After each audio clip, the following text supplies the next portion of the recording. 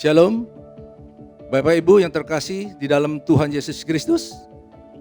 Puji Tuhan, sejalan dengan peraturan pemerintah yang kembali memperbolehkan ibadah fisik secara terbatas dan juga kondisi pandemi yang sedang terkendali, GSKI Gajah Mada kembali menyambut Bapak Ibu yang rindu beribadah secara fisik. Shalom Bapak dan Ibu sekalian, berikut adalah panduan dalam mengikuti ibadah tatap muka di GSKI Gajah Mada. Jangan lupa untuk mendapatkan tiket ibadah. Silahkan lakukan pendaftaran via website www.gskigm.org. Pilih daftar ibadah raya, tanggal ibadah, pilih tombol tiket, pilih tombol register, isi data diri secara lengkap sesuai petunjuk, dan pilih tombol register.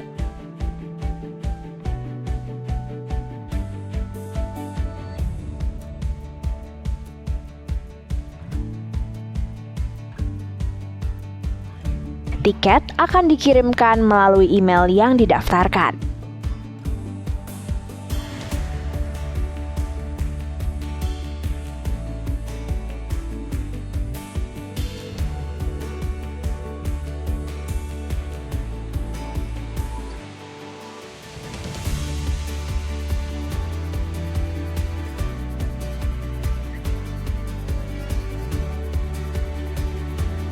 Lakukan check-in di aplikasi Peduli Lindungi saat masuk Gedung Gajah Mada dan tunjukkan kepada petugas keamanan di sekitar.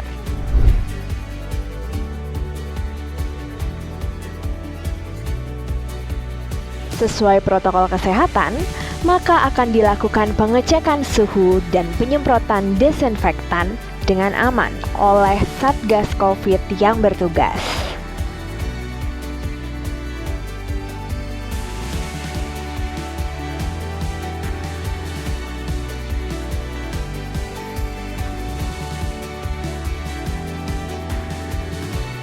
Satgas akan melakukan scanning barcode tiket ibadah dalam rangka verifikasi jumlah kehadiran.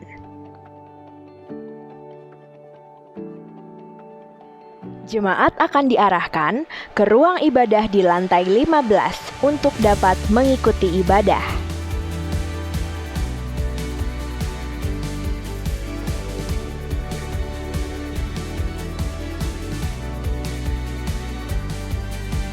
Jemaat dihimbau untuk dapat menempati kursi mulai dari baris depan terlebih dahulu.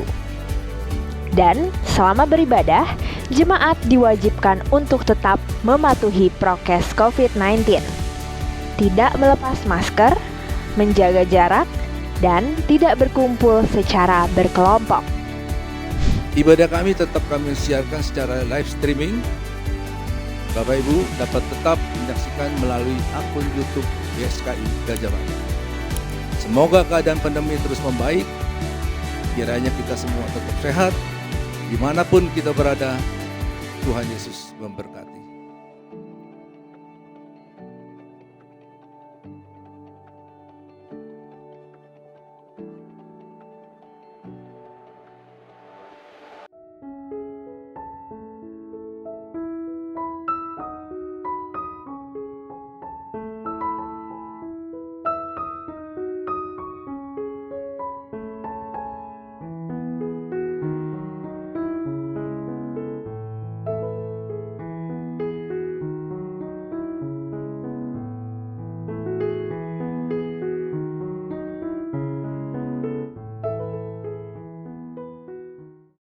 Halo para pecinta acara Bincang-Bincang GSKI Gajah Mada.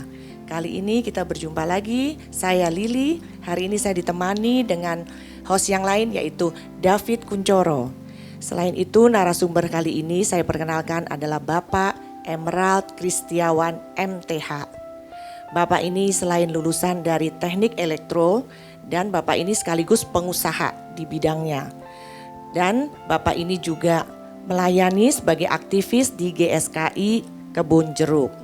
Tema kali ini sangat menarik. Tema kita kali ini yaitu bertahan dalam kesulitan. Kesulitan apa? Kesulitan dalam berusaha atau dalam pekerjaan kita. Mari kita sapa Halo Pak Emerald. Halo. Halo David. Nah, thank you sudah menemani hari ini. Pak Emerald, saya rasa Bapak langsung memperkenalkan diri saja ya, karena mungkin para pecinta bincang-bincang sudah tidak sabar dan penasaran nih Bapak mau bicara apa hari ini. Oke Pak Emer. Baik. Nama saya Emerald Kristiawan, dan kemudian latar belakang pendidikan saya adalah S1 Teknik Elektro. Saya menyelesaikan Magister Teologi di STT Ekumene. Itu tahun kemarin saya diwisuda. Umur saya 53 tahun, anak saya 2 orang. Yang pertama wanita dan yang kedua laki-laki. Dua-duanya sudah kuliah dan berada di dalam semester akhir untuk menyelesaikan tugas akhir. Saya rasa cukup ya perkenalannya. Thank you. Terima kasih. Panggilannya Pak Emer betul ya Pak? Betul, Pak Emer. Pak Emer. Saya nggak perlu Ci ya. Nggak perlu, karena udah biasa, udah kenal ya David. Kali ini kita akan berbincang-bincang, santai aja nih Pak ya. Iya. Karena topiknya mungkin sangat menarik dan yang dialami oleh semua orang dalam masa pandemi. Jadi kita hari ini akan berbicara bagaimana kita bisa survive, bagaimana kita bisa tetap bertahan dengan kondisi ekonomi yang semakin sulit ditambah lagi dengan pandemi saat ini. Memang sekarang semakin sulit ya? Iya loh Pak. Saya hampir jarang nih dengar orang yang merasa bahwa wah atau pede-pede aja atau happy di masa pandemi ini Pak. Untuk bisnis ya, kita bicara saat ini yang berhubungan dengan. Iya, memang banyak sekali kalau kita bicara tentang bisnis, tentang ekonomi. Kalau kita ketemu orang di luar gitu, bagaimana bisnis gitu. Mereka selalu, aduh susah ya pandemi ini, omsetnya jatuh, omsetnya turun. Kalau ditanya omsetnya berapa banyak turunnya, 50%, 70% gitu ya. Memang pandemi ini memang dalam 2 tahun terakhir ini memang kondisi ekonomi kita itu tidak baik gitu. Global sih Pak ya. Global.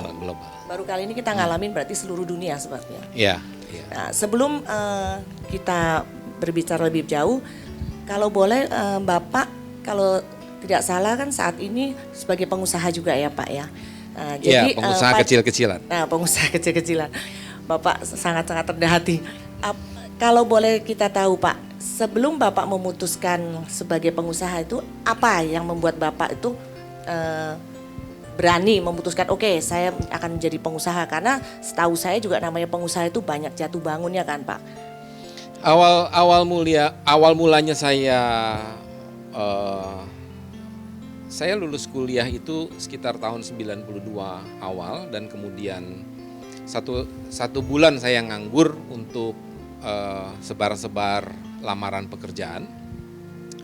Setelah 1 bulan saya nganggur, saya diterima bekerja di satu perusahaan Uninterruptible Power Supply.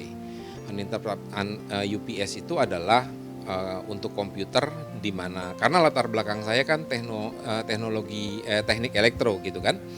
Jadi saya bekerja di perusahaan UPS, di mana Ibu tahu UPS? Iya. Yang Buat komputer. Iya, buat komputer kalau mati lampu. Iya, Pak. iya. Nah, jadi saya diterima, saya nganggur 1 bulan, saya diterima di situ gitu. Nah, kemudian sekitar 6 bulan lah, 6 bulan 7 bulan saya pegang satu divisi teknik, engineering tekniknya saya pegang di perusahaan itu, dan pada akhirnya oleh bos saya dikasih wewenang untuk ngatur divisi teknik itu, baik memberikan penawaran harga ke customer gitu ya. Jadi waktu itu lumayan saya punya jabatan lumayan tinggi lah gitu ya. Posisi sudah. Saya pegang satu divisi teknik engineering gitu ya. Nah, kemudian saya melihat begini, saya melihat kalau orang kerja itu yang dicari itu adalah pasti uang. Pasti Betul. uang, yang dicari itu pasti uang gitu loh. Nah, kalau saya bekerja, saya berpikir dalam 1 tahun saya bekerja, kalau kriteria saya ini menjadi pegawai teladan pun, paling kenaikan gaji saya itu sekitar 15-20% itu udah termasuk bagus lah gitu. 15-20%. Tapi biasanya sih perusahaan-perusahaan itu memberikan kenaikan itu antara 8-10% only gitu kan. Nah, di situ saya berpikir karir saya ini di perusahaan ini udah mentok dan kemudian apalagi yang saya harus cari, kepandaian, ilmu. Kalau uninterruptible power supply itu ilmunya begitu-begitu aja gitu loh. Jadi saya udah nggak dapat apa-apa lagi nih di sini gitu loh. Nah itu yang memicu saya sehingga pada akhirnya saya berpikir, aduh kalau begini saya harus keluar gitu. Kalau enggak, waktu itu memang pemikirannya masih uang. Waktu itu pemikiran masih uang. Kalau enggak, saya nggak kaya nih gitu. Kalau enggak, saya nggak bisa punya rumah nih, nggak bisa punya mobil nih gitu. Waktu itu pemikiran itu sesimpel itu gitu loh. Sehingga pada akhirnya saya keluar. 1,5 tahun aja saya kerja di perusahaan itu dan kemudian saya ngundurin diri untuk selanjutnya saya buka perusahaan sendiri bergerak di bidang yang sama. Jual UPS tapi dengan merek yang berbeda. Di situ Bidangnya masih sama, Pak. UPS juga. UPS juga masih sama. Nah, setelah itu lagi enak-enaknya saya nyari duit. Itu lagi enak-enaknya saya dapat duit gitu. Jadi mungkin saat itu lagi booming-boomingnya ya. Ya, waktu itu memang lagi booming dan waktu itu pokoknya pada saat itu saya kerja, saya jadi pengusaha, jadi usaha sendiri dan pada saat itu lagi enak-enaknya saya dapat duit. Gitu. Nah, kemudian nggak lama sekitar 3 tahun lah ya, 3 tahun mungkin datang barang dari China. Datang barang dari China, di mana barang China kan tahu sendiri ya, harganya juga murah gitu kan. Dikalkulasi, gila nih, saya jual UPS kalau saingin barang China ini saya harus dapat untung cuma 50.000 only gitu per unit UPS gitu. Belum saya harus cover warranty-nya. Belum saya harus bayar gaji pegawai, belum saya itu. Advertising-nya. Nah, sehingga pada akhirnya saya bilang, wah kalau kayak begini saya udah nggak bisa lagi nih. Nah, kemudian saya berpikir bagaimana caranya gitu ya. Waktu itu udah pelayanan Bu, udah pelayanan. Tapi belum mendarat di hati itu pelayanan itu. Jadi masih di awang-awang dong Pak. Belum mendarat soalnya, belum landing. Nah, ya pada akhirnya saya berpikir saya harus putar kapal nih. Saya harus putar kapal. Dalam perjalanan saya berpikir dan saya putar kapal itu, ada tawaran dari teman. Dia bilang begini sama saya, kamu mau nggak bantu saya untuk masukin shampoo mobil ke Carrefour? Dia bilang begitu. Saya bilang, bikinnya susah nggak ya?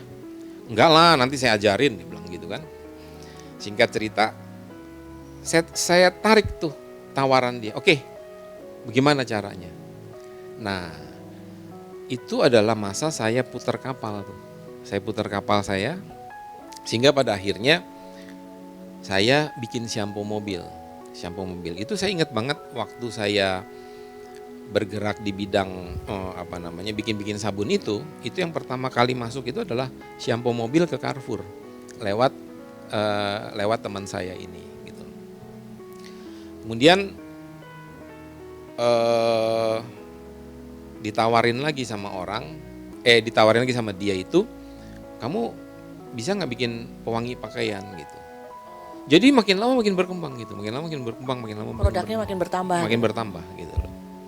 Nah, seiring dengan produk itu bertambah, UPS ini karena memang saya mau putar kapalnya gitu kan.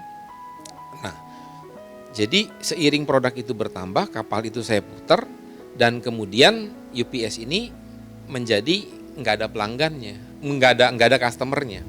Karena memang saya lebih konsentrasi ke sabun ini gitu kan. Jadi dia bukannya karena dengan sendirinya menghilang, tapi memang Bapak nggak fokus di situ untuk produk UPS ini. Karena memang menurut saya waktu itu produk ini kebanting dengan China gitu loh. Sudah kalah pasar ya Pak? Ya. Nah sesudah itu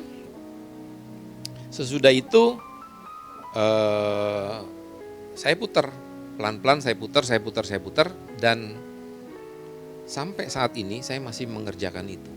Walaupun si Carrefour-nya udah nggak ada, walaupun si perusahaan ini udah nggak ada gitu ya. Tapi saya tetap masih mengerjakan itu. Jadi ini bisnis Bapak sampai hari ini gitu? Sampai hari ini gitu. Jadi jatuh bangunnya begitu ya Pak. Jadi pertama main UPS, and then karena ada produk dari China, jadi Bapak putar haluan untuk mengganti produk. Nah masalah gimana Pak? Pada saat itu pasti ada naik turunnya. Nah, memang nggak ada yang tanpa masalah gitu, nggak ada yang tanpa masalah. Enak-enaknya ini saya cerita tentang dalam perjalanan itu kan enak tuh nyari duitnya tuh, enak dapat duitnya kan gitu kan. Nah, terus ada orang yang tawarin saya investasi. Investasinya waktu itu adalah investasi bebek. Kamu mau nggak investasi bebek? Kamu store 10 juta, dia akan kembalikan kamu 1,2 juta per bulan selama 1 tahun, selama 12 kali. 1,2 juta kalau kita kalikan 12 itu 14,4 juta. 14,4 juta, kemudian saya lihat lagi modalnya berapa? Modalnya 10 juta. Ini 44% ini. Iya kan? Iya, tapi waktu itu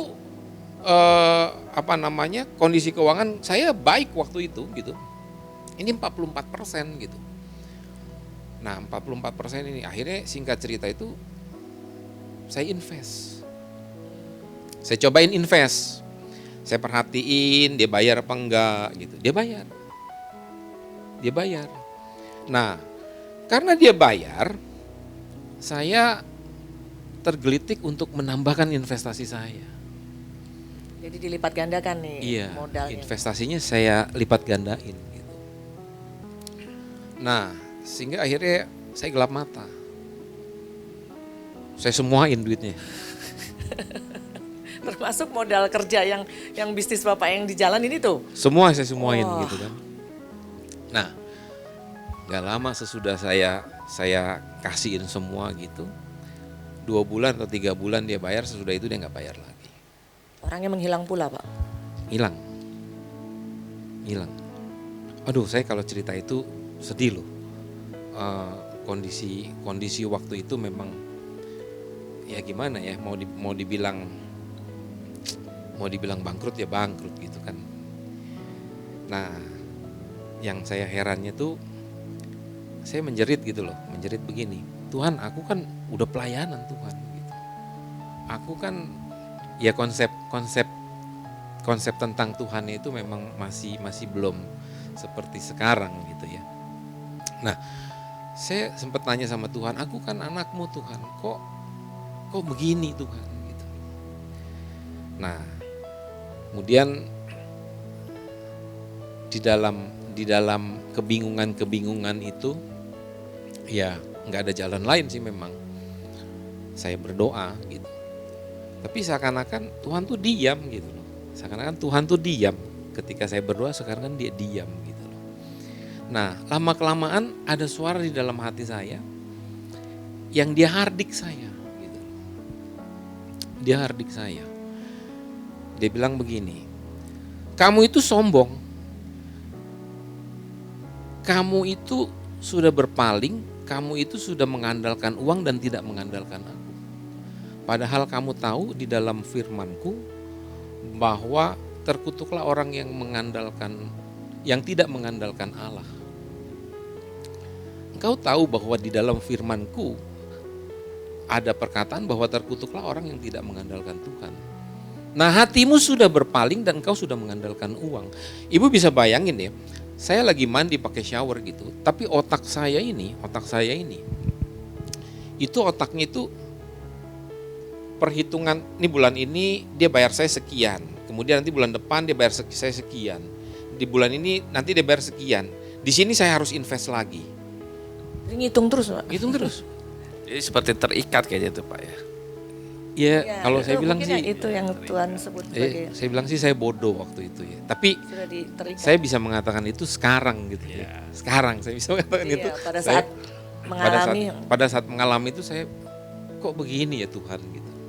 Karena pemahaman saya tentang ketuhanan itu tidak utuh gitu kan.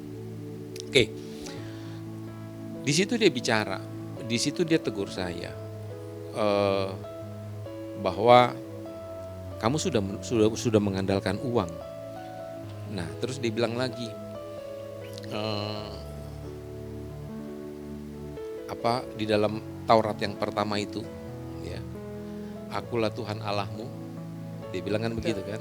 Nah, jangan ada Allah lain di hadapan hadiratku, dia bilang gitu. Nah, ketika saya mengandalkan uang dan saya menjadikan uang itu sebagai Allah saya, dia cemburu loh, dia cemburu.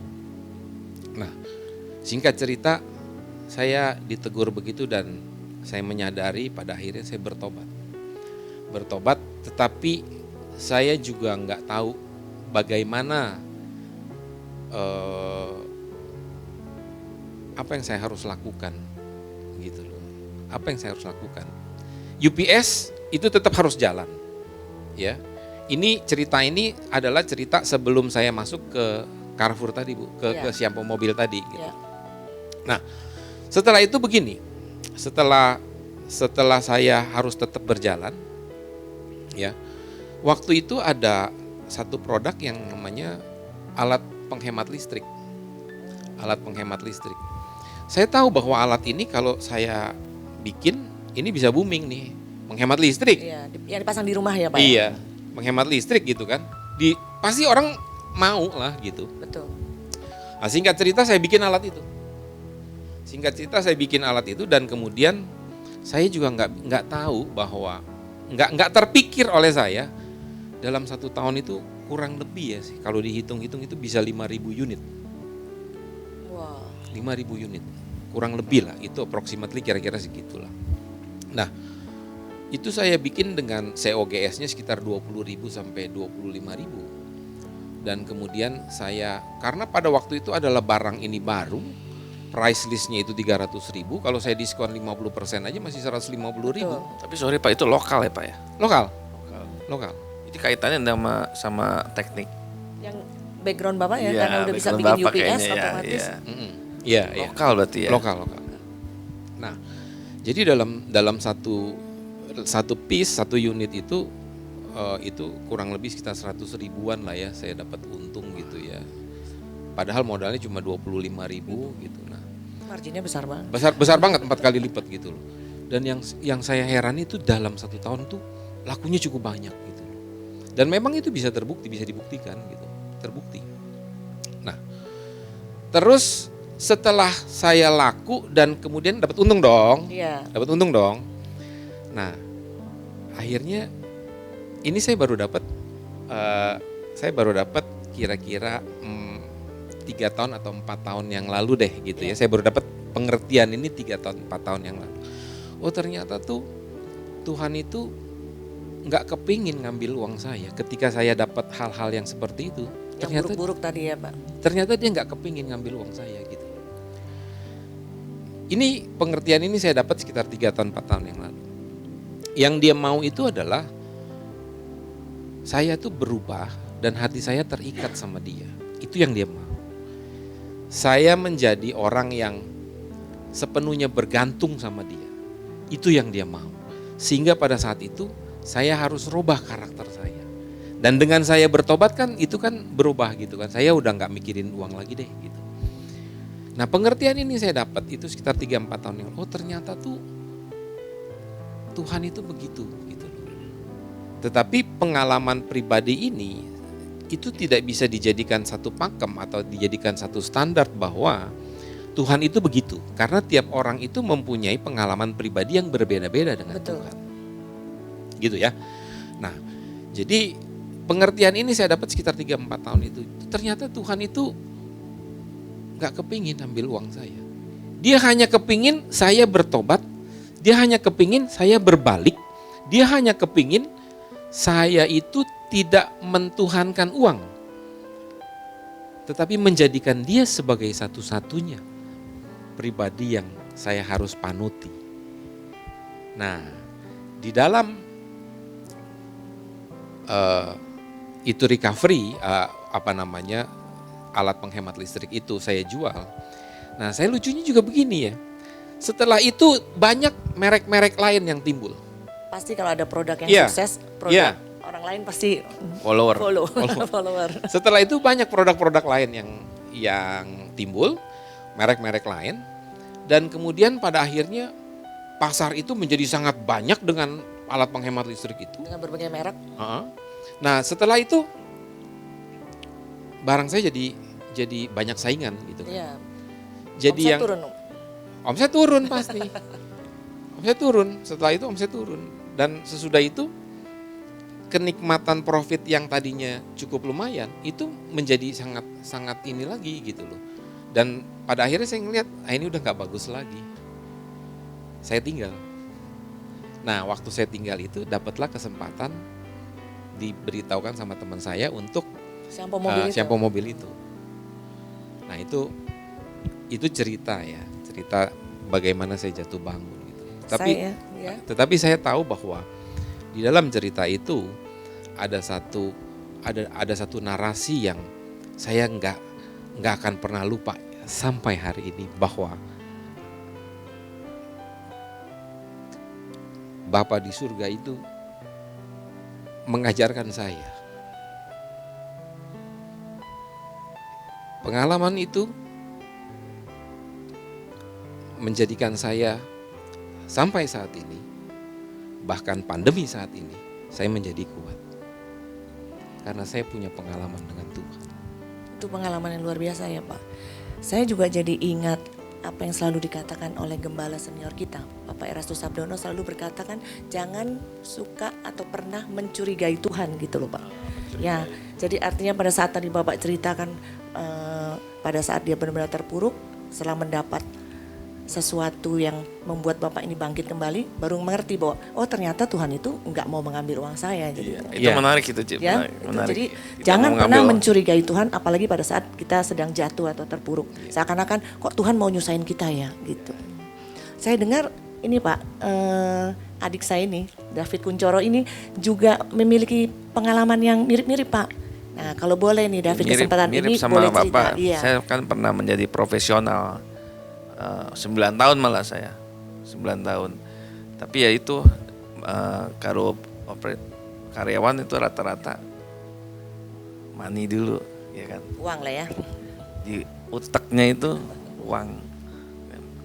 Tapi ya kalau saya setelah posisi saya tahu tidak bisa lagi naik lagi. Ya udah mau gimana lagi, ya kan. Makanya kan apalagi umur saya waktu itu sudah 40. Saya terngiang-ngiang 40 is alive. Kehidupan dimulai pada saat kita memasuki Life begin at 40 ya. ya. Life begin at 40. Jadi saya putuskan ya udah saya bikin usaha gitu, saya rintis. Sebab kalau sudah saya juga tidak mungkin rintisnya kalau perlu waktu ya Pak ya kan. Jadi makanya saya rintis mulai setelah itu. Tapi memang pasti ada tantangannya. Jatuh bangun yang Ya seperti pasti Pak namanya cerita orang ya. merintis. Sebab kalau kata senior saya bilang, yuk kalau mau merintis sesuatu 5 tahun at least, dan Babak belur kemudian ya 10 tahun kamu baru bisa menikmati. Gitu. Ya mudah-mudahan sabar-sabar saya aja ya. sedang OTW. Oh, berarti tepat banget ya kamu ketemu Pak Emer ya hari ini. Sangat menguatkan kan? Mirip. Ini baru sedikit. Kita gali lagi ya. Nah, sekarang lanjut nih Pak. Ya. Lanjutnya Ya. fase pandemi nih Pak. Nah, bagaimana nih Pak? Badainya pandemi ini dengan usaha Bapak. Efek dan cara Bapak bisa bertahan tuh bagaimana? Pandemi ini memang menghantam hampir setiap lini ya. Jadi termasuk apa yang saya kerjakan sekarang juga kena hantam gitu loh. Ada satu supermarket yang besar, kalau ibu tahu gitu, belum lama dia tutup gitu loh.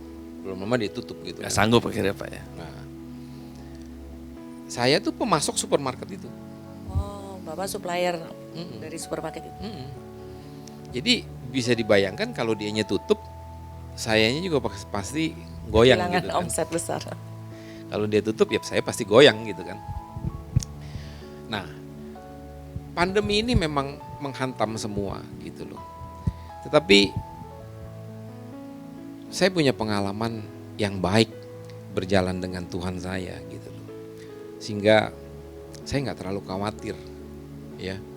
Secara manusia masa sih nggak ada khawatir-khawatirnya? Ya, secara manusia itu saya khawatir omset saya turun. Secara manusia juga saya bilang sama pegawai-pegawai saya bilang sorry, saya nggak bisa naikin gaji kalian, saya bilang gitu. Kalau kalian masih mau bareng sama-sama jalan di kapal saya ya sudah kita bareng sampai nanti ada perbaikan pasti saya naikkan gitu.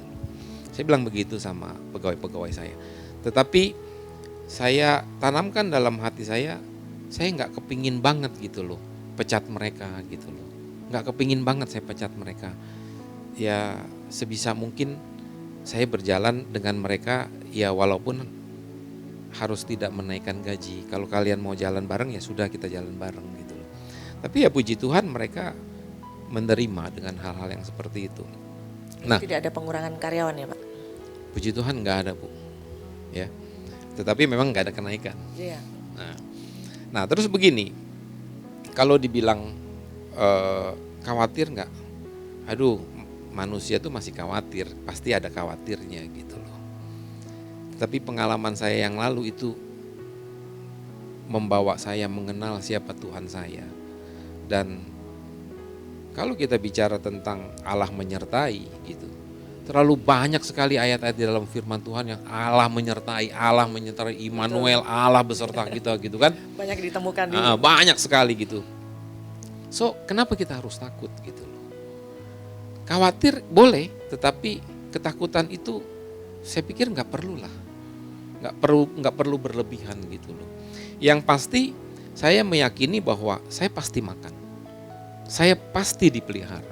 Kalau makan kan nggak perlu harus makan di restoran besar ya, gitu kan. betul. Kalau makan kan nggak perlu harus makan yang mahal-mahal gitu kan. Tetapi pemeliharaan dia itu menjadi sempurna di dalam hidup kita setiap hari. Dan itu saya meyakini gitu loh. Jadi khawatir ada, tetapi takut enggak lah. Karena kan saya kenal bapak saya siapa gitu. Jadi kalau ibu tanya, gimana Pak, Bapak takut enggak? Takut sih enggak gitu. Karena saya punya kepastian bahwa Bapak di surga itu pasti pelihara saya. Amin. Yang penting bisa dilewati. Kalau kata Om Eras, Iya. yang penting bisa lewati hari ini. Pasti Betul ya, bisa, pasti bisa. Semua pasti bisa dilewati. Semua pasti bisa dilewati. Sesulit apapun pasti bisa dilewati. Jadi di dalam setiap kesulitan-kesulitan itu menurut saya pasti ada rencana Tuhan di dalam setiap jalan hidup kita. Di dalam kesulitan-kesulitan yang kita hadapi setiap hari itu pasti ada Tuhan. Di situ pasti ada Tuhan. Tuhan itu nggak selalu ada di dalam setiap kesenangan kita. Dia pun ada di dalam setiap kesulitan kita.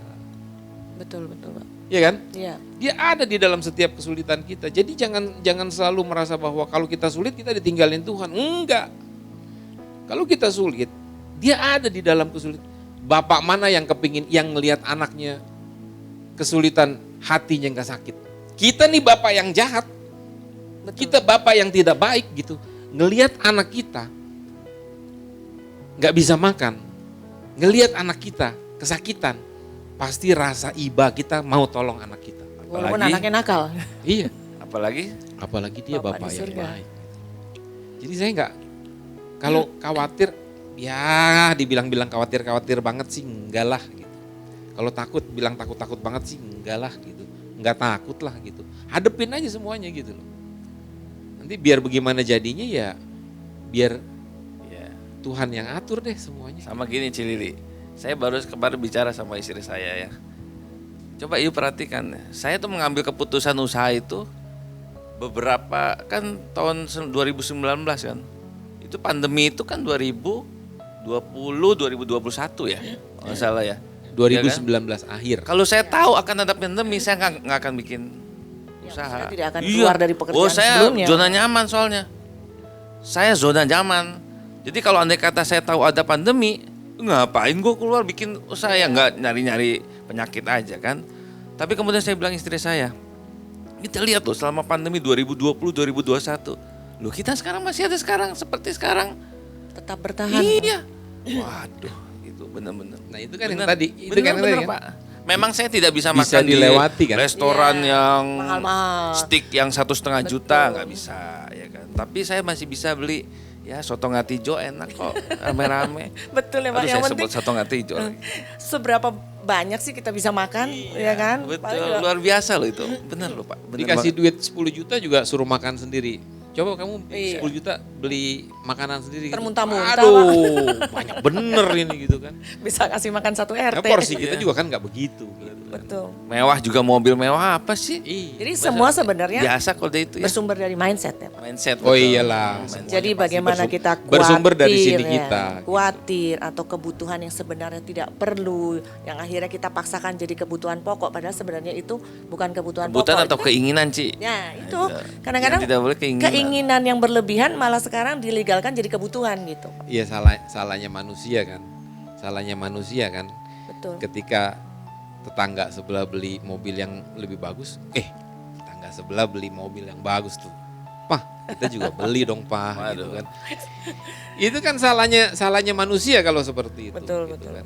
Yang pada akhirnya kita terikat sama hal-hal kayak begitu. gitu. Itu Tuhan nggak mau ya. Dia marah, cuy. Bukan cuman nggak mau loh, marah. Dia marah, loh. cuy, gitu. Oh. Tapi benar-benar sekali lagi saya bilang tadi, saya senang dengan statement Bapak loh. Tuhan itu nggak pengen uang kita. Benar. Betul. Tuhan nggak pengen. Tuhan pengen hati kita. Tuhan Iya. aja yang memberi berkat bagi semua manusia di dunia ini, gimana dia mau Saya ambil merinding. uang kita ya? Saya agak merinding. Entah mungkin karena AC dingin atau karena statement. Tapi emang benar Tuhan luar biasa. Tapi kan kamu istri ngomong begitu kan istrinya mendukung. Oh iya, istri Bisa saya luar biasa. menerima. Ya Pak, Bapak Istri juga saya dapat luar support biasa. dari keluarga ya Pak. Oh iyalah. Jadi waktu saya ingat bener tuh waktu saya ngejalanin alat penghemat listrik itu, istri saya ikut. Kan alat penghemat listrik itu kan ditaruh di box gitu kan. Boxnya itu dari plastik gitu. Boxnya itu dari plastik. Istri saya ikut loh. Plastik itu kan kalau ditutup dia nggak rata tuh. Iya. Dikerokin sama Dikikir. dikikis pakai cutter iya. tuh. Istri saya ikut tuh. Ngerok-ngerok Bantu. gitu, bantu gitu. Aduh, Tapi nggak sambil ngedumel kan Mbak? enggak. Waduh kok laki gue begini amat sih. Enggak. Istri kamu juga nggak ngedumel Enggak, kan? oh dia nggak kelihatan sih. Oh, nggak ngedumel. kelihatan. Tapi enggak lah istri saya oke lah. Jadi bersyukurlah Bapak-bapak. Ini juga termasuk bentuk pertolongan Tuhan, diberikan pasangan hidup yang memang Wah. pada saat terpuruk juga tidak Saya lagi menambah kepikir beban, ya, tapi kalau mendukung. saya sekarang istri saya bukan istri saya yang sekarang, waduh, saya jadi apa ya? Wah, istrinya yang di rumah happy banget ya Pak. Waduh, istri saya the best deh. pokoknya. Berbahagialah menjadi istrinya Pak David. Jadi kalau istri seperti Doraemon pun istri kita Pak itu Pak. Iya. Iya, sekarang seperti Doraemon pun ya, Nah, itu istri kita. karena saya wanita nih, nah sekalian nih saya bicara nih. Jadi suami-suami kalau lagi nanjak, lagi di posisi top, Iya, nah, itu dia. jangan melupakan yang istri di rumah. Waduh, susah sama istri. Jangan senang sama yang lain, susah sama istri, karena sudah terbukti kan. Untung saya nggak begitu. Ci. Kalau Pak Ember saya yakin. Kebetulan saya di sini kan tidak seperti bapak-bapak ini sebagai pengusaha. Saya kan masih kerja sama orang. Itu pun saya juga masih sering khawatir Pak. Gitu. Karena kan kita juga nggak tahu tempat pekerjaan kita. Nah sekarang begini Pak. Saya sering bertemu dengan orang yang baik pengusaha maupun kerja dengan orang lain. Itu kan mereka dengan kondisi pandemi ini kan banyak yang mengalami masalah Pak. Entar yang sudah berusaha dari berhenti kerja karena PHK, lalu dia berusaha untuk seperti Bapak berjualan makanan kah atau produk lain kah. Nah, lalu kalau mereka sampai karena pandemi ini efek dengan produk yang mereka mau coba jual gitu Pak, mereka kadang bingung mau cari kerja lagi susah, terus mau ganti usaha. Kebetulan kan Bapak juga sempat mengalami berubah dari produk Iya. A ke produk B. Ada nggak Bapak tips-tips gimana ya kalau kita dalam kondisi seperti itu? Jadi masa pandemi ini ada 2 badai yang menyebabkan orang itu terkiwir-kiwir gitu ya. Nah, ada orang yang terkiwir-kiwirnya itu dia masih bisa bekerja di tempat yang lama tetapi penghasilannya itu tidak sebaik yang lama. Betul, karena Iya. ada juga yang Tetapi dia WFH masih gitu ya Pak. tetapi dia masih bekerja di lini yang sama. Oke. Ya, dia masih bekerja di lini yang sama. Nah, untuk orang yang seperti ini, kategori yang seperti ini, satu, landasannya itu tetap jangan pernah meninggalkan Tuhan. Itu pasti, jangan pernah tinggalin Tuhan. Itu satu. Terus yang kedua, tetaplah bekerja giat di lini yang dia sudah jalani. Ya. Terus hal yang ketiga, dia harus lakukan. Itu dia harus punya kreativitas. Terus dia harus bisa cari ini sebaiknya saya buka usaha apa ya gitu. Atau saya jualan apa ya, atau saya bagaimana ya gitu loh. Dan dia harus punya masukin ide-ide baru. Nah, pergaulan memang penting di sini. Pergaulan memang penting. Networking. Hah? Networking, betul. Jadi kalau kita punya networking dengan beberapa teman kita, itu jadi wawasan kita agak terbuka. Betul. Gitu ya, wawasan kita agak terbuka. Nah, yang harus dilakukan itu yang harus dimiliki bagi mereka yang terkena pandemi ini, termasuk saya, termasuk kita semua. Kita harus punya mental baja. Kita harus punya mental baja. Jadi jangan pernah takut jangan pernah takut untuk kita tuh nggak bisa melakukan sesuatu. Pasti kita bisa melakukan sesuatu kalau kreativitas kita ada, kalau kreativitas kita itu timbul, ya seperti halnya misalnya begini. Saya tiba-tiba ada orang bilang, susu almond enak nih. Iya, Dia bilang gitu, susu almond enak nih gitu. Tapi mahal. betul. Tapi mahal dia bilang begitu. Itu dari ngomongan yang seperti itu aja saya udah bisa, wah ini kalau gue jualan susu almond nih Yang bisa harga terjangkau. bisa menguntungkan nih gitu. Karena saya tahu cara buatnya bagaimana. Ya. Nah, terus saya lihat di beberapa Tokopedia atau di beberapa medsos Online shop. online shop itu berapa harganya per liternya. Mereka jual mahal memang sekitar 70 ribuan Iya. gitu. Sedangkan saya tahu modalnya nggak sampai segitu gitu. Gimana caranya saya bisa bikin tetapi tidak seharga yang di pasar, kualitasnya bagus, dan kemudian saya bisa tawarin ke teman-teman saya.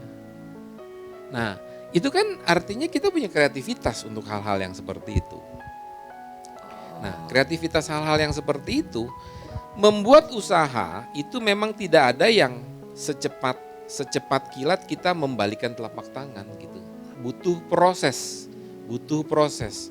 Tetapi kalau proses itu kita tidak jalani dari sekarang, Tidak mulai. nggak mulai, bener nggak? Nggak mulai. Ya karena dipikirin aja Pak, nggak Nggak di action. lakukan. Iya, nggak mulai gitu loh. Jadi Nah, jangan takut untuk takut untuk kalah di awal ya Pak. Iya, ya. jangan takut untuk melangkahlah gitu loh. Ya. Nah, ngomong-ngomong melangkah nih Pak, kan sekarang ini kondisinya banyak orang yang berpikir seperti ini. Kalau saya ngikutin melangkahnya nih Pak ya, melangkah ikut arus yang biasa dilakukan dalam berbisnis ya Pak. Nah, tapi bertentangan dengan kita sebagai orang Kristen, apa yang sudah kita terima dan sudah diajarkan ke kita. Nah, itu bagaimana kita harus memilih Pak? Kalau saya tetap berpendirian teguh nih dengan apa yang saya yakini dan percayai, saya kalah dengan persaingan di dunia bisnis gitu misalkan. Nah, kalau Bapak, pendapat Bapak bagaimana? Dulu saya lakukan itu. Dulu mungkin saya terbawa arus. Jadi ngikutin arus Iya, dunia dan apa iya. yang orang lain lakukan. Iya. Dulu saya terbawa arus. Tapi setelah saya mengetahui kebenaran-kebenaran itu, saya nggak mungkin nggak makan. Saya nggak mungkin nggak makan karena saya tahu bapak saya itu pemelihara saya yang baik.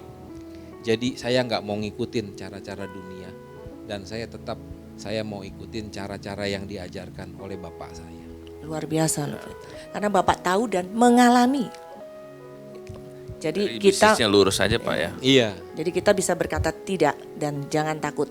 Walaupun mungkin kita tidak bisa berpenghasilan seperti yang mereka lakukan itu ya Pak. Penghasilan banyak juga percuma, buat apa gitu. Ujung-ujungnya kalau kita di peti Tolak mati, Bapak di surga. di peti mati kan nggak kita bawa.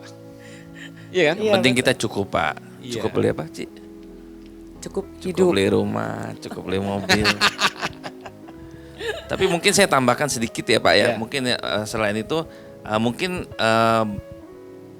kita harus juga menggunakan teknologi. Ya, secara online itu harus dimaksimalkan kalau Ya, saya bilang seperti ya. yang Bapak bilang Tambah dari dia. Bapak tuh dari Jadi orang kreatif Nah, sudah, dari orang ya. berbicara saja sudah langsung kreatif tuh, Iya, langsung dia betul. bisa menangkap ada bisnis di balik Betul. perkataan orang ini. Ditambah dengan tadi yang Ya, David sekarang bilang kan zamannya udah digitalisasi. disesuaikan dengan teknologi. Iya, memanfaatkan era digitalisasi ini. Jadi masa pandemi ini memang behavior orang itu berubah. Betul. Behavior orang itu berubah. Kalau behavior orang itu berubah, mereka lebih pilih selamat, ya. Jadi mereka lebih pilih di rumah aja. Nah, ketika mereka lebih pilih di rumah aja, saya bagaimana mau beli ini, mau beli itu, mau beli ini, mau beli itu gitu Betul. kan. Bagaimana caranya saya beli lewat online dan mereka kirim ke saya. Diantar ke Sehingga rumah. pada akhirnya behavior kita berubah, marketing behaviornya juga berubah. Nah, Efek domino tuh ya. iya. Jadi kita memang harus mengikuti hal-hal yang seperti itu gitu loh. Jadi kalau perkembangannya berubah, kita nggak berubah, kitanya tidak mengikuti perkembangan zaman gitu. Ya kita tergerus, kita mati gitu loh. Kita harus ngikuti perkembangan zaman, ya. Kalau marketing behaviornya berubah, so kita harus berubah juga gitu loh. Ya, sebenarnya online itu saya udah pikir dari sekitar 5 tahun yang lalu, Pak. Ya, online itu saya udah berpikir dari 5 tahun yang lalu. Itu sebabnya ketika 5 tahun yang lalu saya buka toko online. Oh, cuman karena seperti Bapak bilang tadi, karena Sebelum pandemi itu berarti. Sebelum Iya. pandemi saya udah buka toko Karena online. consumer behaviornya belum berubah, Belum berubah, otomatis tidak booming seperti Enggak sekarang. booming. Tapi kalau marketing behaviornya, perilaku orang itu berubah, ya itu pasti mereka belinya lewat online. Nah, bagaimana kita bisa dikenal orang melalui online itu ada lagi trik-triknya, Caranya. cara-caranya ada lagi gitu. Nanti di next bincang-bincang sih. Tuh, begitu banyak ya ilmu, rasanya saya nggak mau selesai nih. Ya, untuk terakhir nih Pak, saya butuh kesimpulan dari semua yang Bapak pengalaman alami dengan kondisi sekarang. Bapak tahu banyak teman-teman yang Bapak kenal juga mengalami kesulitan. Apa nih Pak, tips-tips terakhir nih Pak yang bisa kita berikan ke para pecinta acara bincang-bincang? Iya. Dari apa yang saya ceritakan tadi bahwa pengalaman hidup yang saya alami itu membawa saya mengenal pribadi Bapa. Membawa saya mengenal pribadi Tuhan, membawa saya mengenal pribadi Sang Pencipta saya. Bahwa Dia itu adalah pencipta yang tidak pernah meninggalkan perbuatan tangannya. Gitu kan? Nah, untuk itu saya berpesan kepada semuanya, jangan pernah tinggalkan Dia. Even kita susah sekalipun. Itu yang pertama. Jangan pernah tinggalkan Dia. Selalu bergantung sama Dia, selalu berharap sama Dia gitu loh. Ya, itu yang pertama. Terus yang kedua, kalaupun kita susah, kalaupun kita sulit, ya kita harus punya, tetaplah kita bekerja, tetaplah kita melakukan kegiatan-kegiatan. Kalau enggak, kita makan dari mana gitu kan? Bahwa kita makan, kita butuh uang, itu kan zaman sekarang itu kan harus gitu kan. Tetaplah kita bekerja gitu. Nah, kalau di zaman dulu kita kerja itu 2 jam, 3 jam kita dapat profit, misalnya katakan dalam 2 jam itu kita dapat profit 1 juta, ini misal ya. Nah, zaman sekarang mungkin kita harus kerja 6 jam baru kita dapat profit 1 juta. Di double. Ya kerjakan itu gitu. Kerjakan itu. Nah, di samping itu kita harus punya kreativitas, kita harus punya ide-ide yang baru bagaimana caranya kita menutupi kekurangan-kekurangan kita. Gitu. Nah, terus hal yang berikutnya, milikilah mental anak kerajaan surga. mental baja itu tadi. Luar biasa. Ya, saya Mantap, pikir mantap. mental anak kerajaan surga itu mental yang ciamik lah. Ya, Oke, terima kasih Pak. Cilili, kayaknya kita sudah sampai di ujung acara kita. Terima kasih buat Cilili dan terima kasih buat Pak Emar yang sudah menyediakan waktu hadir, kemudian memberikan sharing.